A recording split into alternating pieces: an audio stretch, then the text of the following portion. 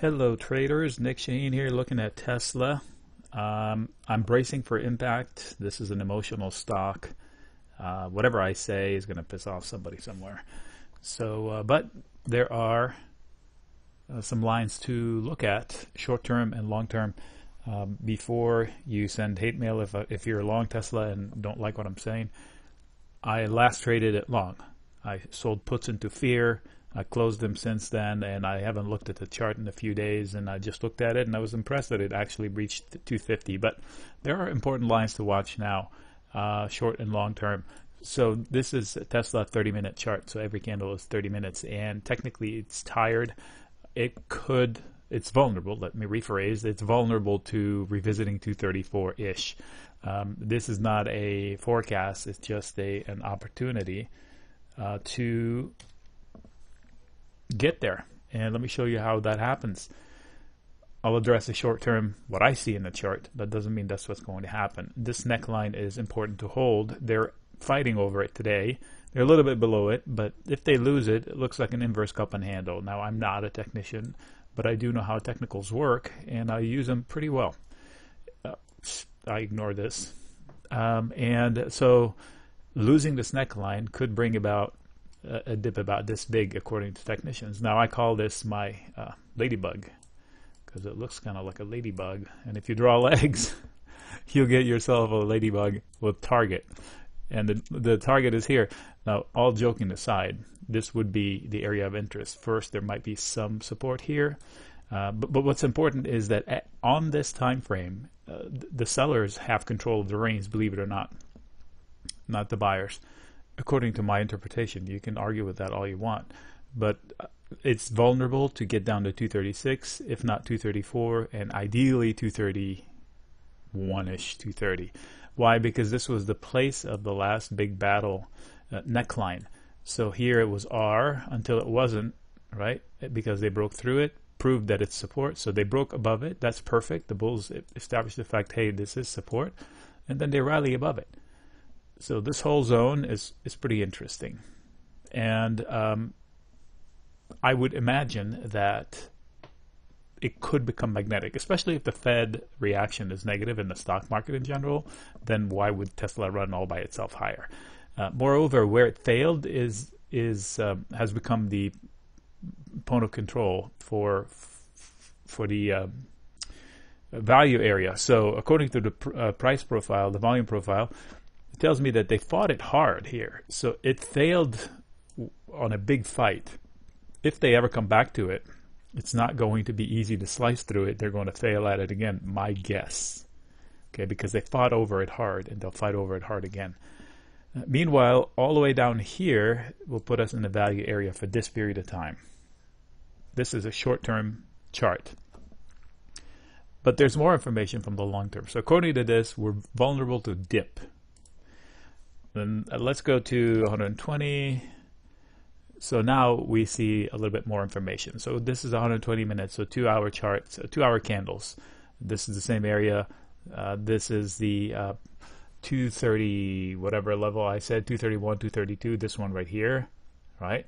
And now the point of control changes. Where they fought the hardest is right here. So this should be support. So if I thought that we were vulnerable to fall, then it should be support level, a good support level, this zone into 228, 229.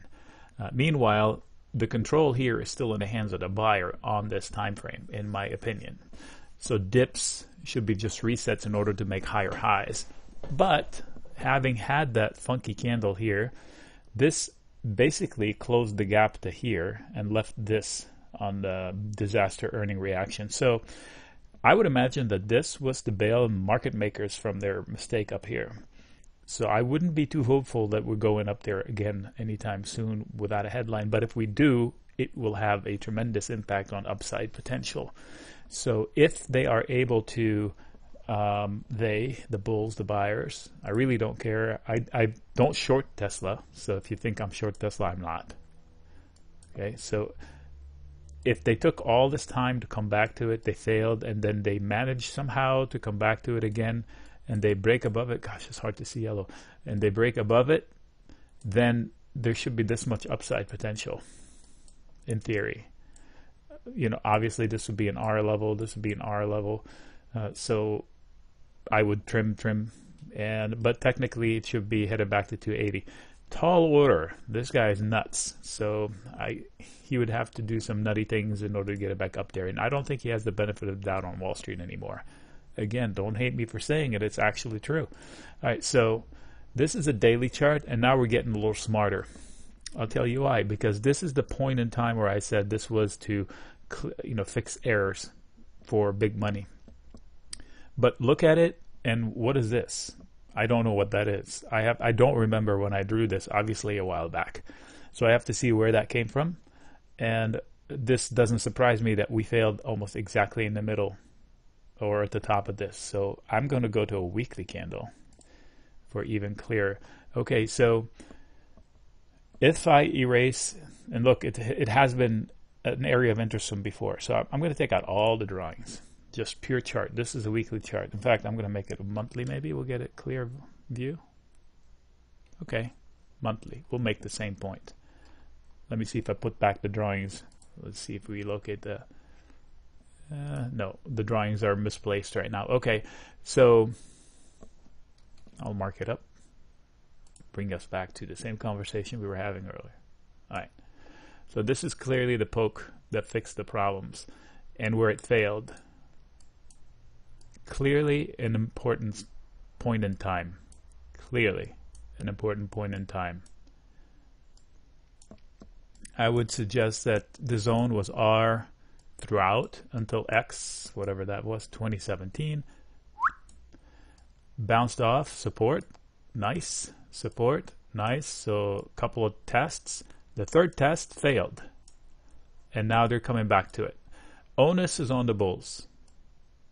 Once you lose the support, my opinion, you lose the support, onus is on the bulls to recover it. So not going to be butter, meaning they're not going to shoot through it the first time, in my opinion. So once they come back to it, they're going to do this and try it again, if they're lucky. They break through it again, and then the next step would be to establish it as support in order to continue higher, and then this would be the next level to test. So I don't think this happens.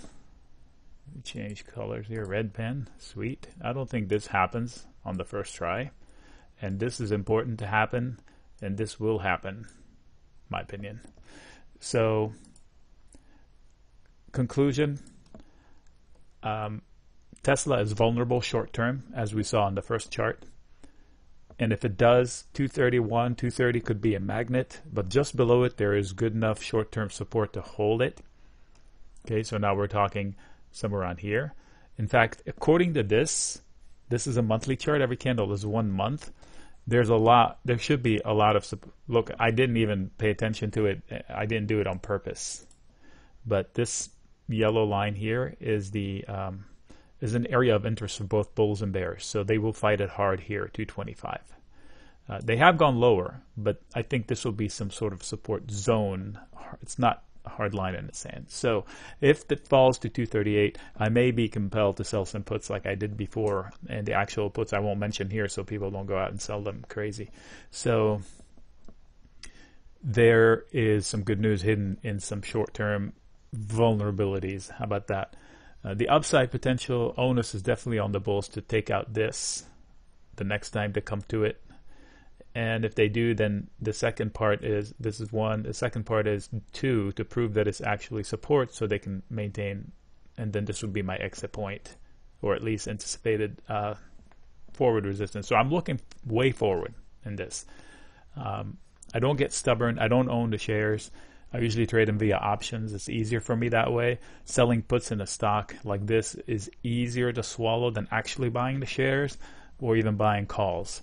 When I buy a call, it's, the bang for the buck is great if I guess right. Otherwise, time's a killer, and I'd rather be selling premium than buying premium when time ticks. I don't like to sell premium into events because of earnings, and this one doesn't have a good habit on earnings. Well, at least it's violent, and the short-term reaction to earnings is completely binary, so I don't know anything better than I don't know how the market will react to the earnings regardless of the actual numbers. Even if they deliver great numbers, if they say something wrong, the stock's going to go down. Anyway, my look at Tesla. If you have any questions, let me know. Join us in the chat room if you want. It's a lot of fun.